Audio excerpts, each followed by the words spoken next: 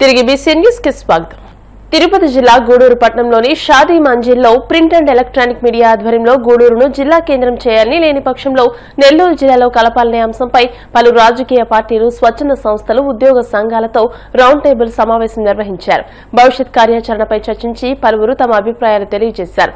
Joint action కమిటీని ఏర్పాటు చేసి కన్వీనర్ గా దశరథ రామిరెడ్డిని ఎన్నుకున్నారు. అనంతరం ఎమ్మెల్యే సునీల్ కుమార్ ను కలిసి వినతిపత్రాన్ని అందజేశారు.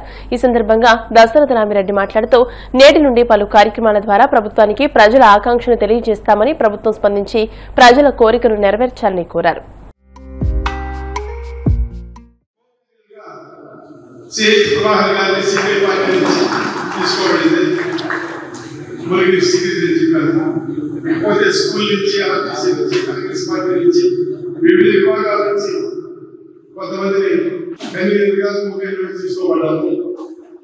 ఇప్పుడు ఈరోజు సాయంకాలం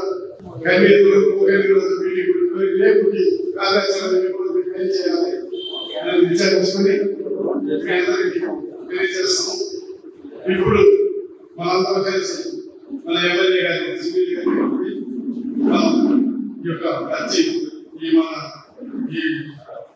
గూడూరుని నెల్లూరు కలపాలి అనే విషయం మీద ఖచ్చితంగా సబ్మిట్ చేస్తాం. దయచేసి సెంట్రల్ కమిటీకి సెక్రటరీగా ముందుకు ఎన్నుకోబడ్డాడు. Home convener Shashikumar CPI party నుంచి ఎలక్ట్రానిక్ మీడియా వారు సమావేశాన్ని ఊరిలో ఉన్నటువంటి వివిధ అసోసియేషన్లు, వివిధ సంస్థల నుంచి వారిని పిలిచి సమావేశం జరిగింది. గూడూరుని తిరుపతిలో కలిపారు. దీన్ని వ్యతిరేకించి గూడూరు నెల్లూరు జిల్లాలో ఉండాలి, నెల్లూరు జిల్లాని మేము కోరుకుంటున్నాము. దీని గురించి మనం కొంత కార్యాచరణ ఉంటుంది, కొన్ని యాక్టివిటీ చేయాల్సి వస్తుంది కాబట్టి ఒక జేఏసీ మనం ఫామ్ చేసుకొని వివిధ సంస్థలతో కోఆర్డినేట్ చేసుకొని ఈ కార్యాచరణ తీసుకోవాలనే ఉద్దేశంతో ఇక్కడ మీటింగ్ పెట్టడం, ఇక్కడ central committee, sub committee MLA గారు టోటల్లో ఒక సంచలనాత్మక నిర్ణయం తీసుకొని ప్రకటించడం గూడూరు నియోజకవర్గ ప్రజలందరి మనసుల్లో సంతోషాన్ని నింపారు. ఆయన ప్రజల మనిషి, ప్రజల కోసం పనిచేసే మనిషిని మరొకసారి రుజువు చేసుకున్నారు. ఆయనకి జేఏసీ తరఫున మేము పేరు పేరున విశాఖ బీచ్ రోడ్ లో హుషారుగా వైజాగ్ మారథాన్ నిర్వహించారు. 32 కిలోమీటర్లు, 21 కిలోమీటర్లు, 10 కిలోమీటర్లు, 5 కిలోమీటర్ల మారథాన్ నిర్వహించారు. పెద్ద సంఖ్యలో యువతీ యువకులు, క్రీడాకారులు పాల్గొన్నారు. ఈ సందర్భంగా ఏర్పాటు చేసిన సాంస్కృతిక కార్యక్రమాలు అలరించాయి. విశాఖ నగర పోలీస్ కమిషనర్ సంకంప్రత బాగ్చి ముఖ్య అతిథిగా పాల్గొని మారథాన్ని ప్రారంభించారు.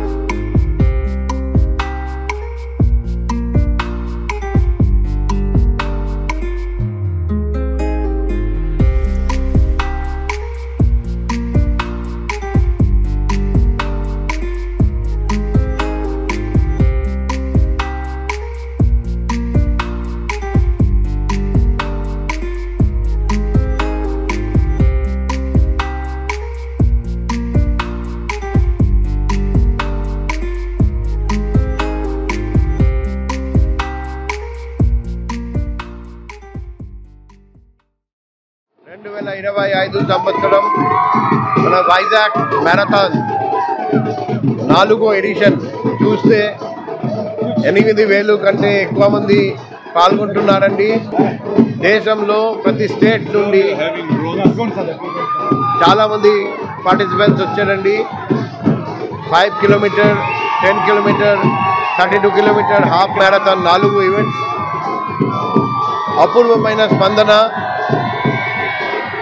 ఆ ఎంతూసియాజం జోష్ చూస్తే మనం ఆశ్చర్యపోతాం. సో వైజాగ్ మన మ్యారథాన్ ఈ స్లోగాన్ ఇస్తూ చాలామంది ఇప్పుడు కూడా 5 కిలోమీటర్ నడుస్తూనే ఉంది లాస్ట్ 5 minutes నుండి. ఇంకా ఎంతసేపు పడుతుంది? ఈ 5 కిలోమీటర్ రన్లోనే దాదాపు 5,000 కంటే ఎక్కువ మంది పాల్గొంటున్నారు. ఇదే స్ఫూర్తి ప్రతి సంవత్సరం మనకు కనపడాలి. లాస్ట్ ఇయర్ కంటే ఈ ఇయర్ పార్టిసిపేషన్ చాలా పెరిగింది. నెక్స్ట్ ఇయర్ ఇంకా పెరుగుతుంది. ఈరోజు వాతావరణం చూస్తే కూడా చల్లని గాలి, అది చాలా ప్లెజెంట్ వాతావరణం ఉంది. సో ప్రతి సంవత్సరం ఇలాగే వైజాగ్ మ్యారథాన్లో మన దేశం నుండి ప్రతి కోణం నుండి పార్టిసిపెంట్స్ పాల్గొంటారని ఆశిస్తూ సందా గ్రూప్ వైజాగ్ మ్యారథాన్ నిర్వహిస్తున్న ఆల్ పార్ట్నర్స్ అందరికీ నేను అభినందనలు, శుభాకాంక్షలు, ఆల్ ద బెస్ట్ చెప్తున్నా. పార్టిసిపెంట్స్ అందరికీ కూడా అందరూ ఫన్ మ్యారథాన్గా ట్రీట్ చేసి ఇక్కడ పోటీ కంటే కూడా ఎంజాయ్మెంట్ ఎక్కువ కనిపిస్తుంది. అందరికీ శుభాకాంక్షలు. చాలామంది నృత్యాలు చేస్తున్నారు. మన వైజాగ్లో ఒక మంచి సంప్రదాయం, ఈ ఫిట్నెస్ ఇంకా పెరగాలి. ఈ సంస్కృతి అందరికీ వందనాలు. All the best to all the participants and all the organizers of this fantastic Vizag Marathon, which is the pride of Vizag. గత అనుభవాల నుంచి పాఠాలు నేర్చుకుని తెలంగాణ భవిష్యత్ కోసం పటిష్టమైన ప్రణాళికలు రూపొందించామని ముఖ్యమంత్రి రేవంత్ రెడ్డి తెలియజేశారు. సచివాలయంలో మంత్రులతో కలిసి నిర్వహించిన మీడియా సమావేశంలో ఆయన విజన్ డాక్యుమెంట్ 2047 వివరాలను వెల్లడించారు. రాష్ట్రాన్ని బలమైన ఆర్థిక శక్తిగా నిలబెట్టేందుకు ఈ విజన్ డాక్యుమెంట్ ను తయారు చేసినట్లు పేర్కొన్నారు. ఈ సందర్భంగా సీఎం మాట్లాడుతూ ఐఎస్పీ, నీతి ఆయోగ్ వంటి సంస్థల సహకారంతో పాటు లక్షలాది మంది ప్రజల భాగస్వామ్యంతో ఈ విజన్ డాక్యుమెంట్ ను రూపొందిస్తున్నట్టు వివరించారు.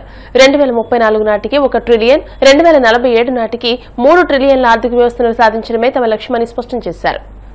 ఈ రోజు తెలంగాణ రాష్ట్ర ప్రభుత్వం గతంని ఒక అనుభవంగా, ఈ అనుభవాల నుంచి నేర్చుకున్న పాఠాలను భవిష్యత్ ప్రణాళికగా మార్చుకొని 4 కోట్ల తెలంగాణ ప్రజలకు ఒక అద్భుతమైన అభివృద్ధి చెందిన తెలంగాణను అందించాలన్న ఆలోచనతోటి 2 సంవత్సరాల ఉత్సవాలను జరుపుకోవడమే కాకుండా భవిష్యత్తు ప్రణాళికలను రచించుకొని భవిష్యత్తు కోసం పారదర్శకమైన పాలసీలను తీసుకొచ్చి ఒక పాలసీ డాక్యుమెంట్ ని జాతికి డెడికేట్ చేయబోతున్నాం.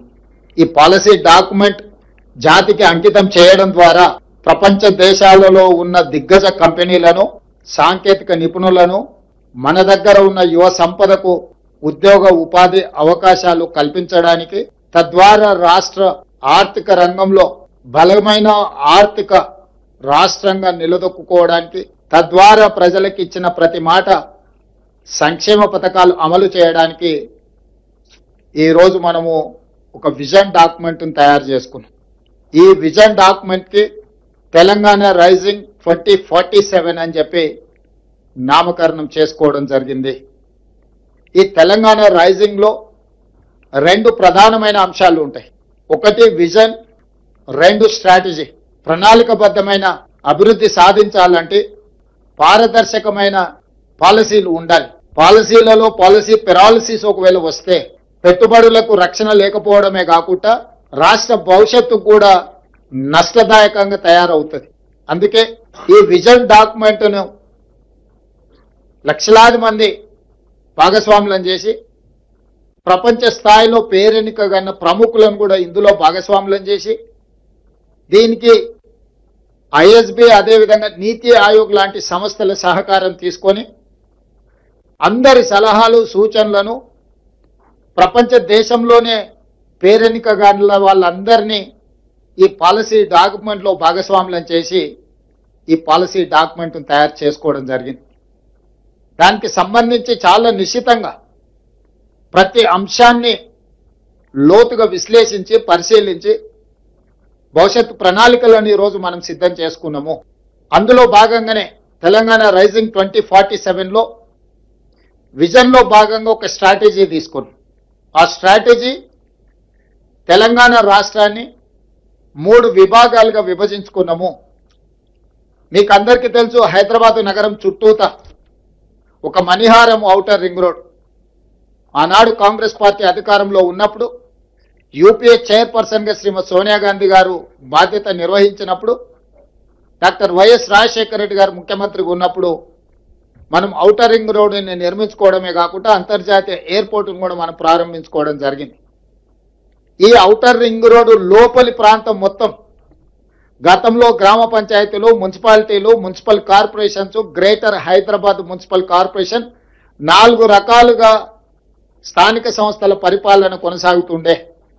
తద్వారా గ్రామ పంచాయతీ ఏం చేస్తుందో మున్సిపాలిటీలకు తెలిసేది కాదు, మున్సిపాలిటీలు ఏం చేస్తుందో మున్సిపల్ కార్పొరేషన్లకు తెలిసేది కాదు, మున్సిపల్ కార్పొరేషన్లో ఏం జరుగుతుందో జిహెచ్ఎంసీకి తెలిసేది కాదు.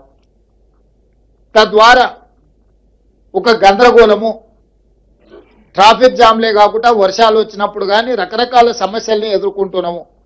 అందుకోసమని ఈ ఔటర్ రింగ్ రోడ్డు లోపలి భాగాన్ని మొత్తం ప్రణాళికబద్ధమైన అభివృద్ధి చేయడానికి ఈ ప్రాంతాన్ని కోర్ అర్బన్ రీజియన్ ఎకానమీ కింద మనము డిమార్కేట్ చేసుకున్నాం.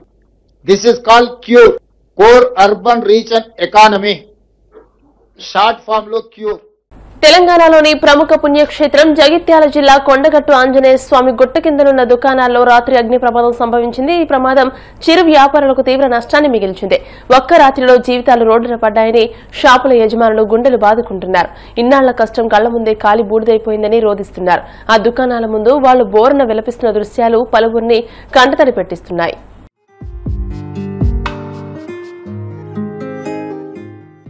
వార్తలు ముగించే ముందు ముఖ్యాంశాలు మరోసారి. దిత్వా తుఫానుపై హోంమంత్రి అనిత ఉన్నత స్థాయి సమీక్ష. 5 జిల్లాల కలెక్టర్లకు కీలక ఆదేశాలు జారీ. లోతట్టు ప్రాంతాల ప్రజలు తరలించేందుకు ఏర్పాట్లు. తిరుపతి జిల్లాలో మరో 3 మండలాలను కలపాలన్న నిర్ణయంతో చంద్రబాబు నెల్లూరు జిల్లాలో చిచ్చురేపారు.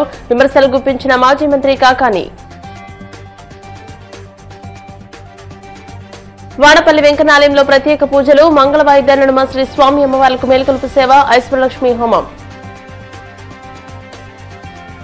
తెలంగాణ అభివృద్ధిపై విజన్ డాక్యుమెంట్ విడుదల చేసిన సీఎం రేవంత్ రెడ్డి. 2047 నాటికి 3 ట్రిలియన్ల ఆర్థిక వ్యవస్థ లక్ష్యమని వెల్లడి. ఈ వార్తలు ఇంతటితో సమాప్తం. మరిన్ని వార్తల కోసం BCN digital YouTube channel, Facebook page ని ఫాలో అవ్వండి. అప్డేటెడ్ వార్తల కోసం ప్లీజ్ సబ్స్క్రైబ్.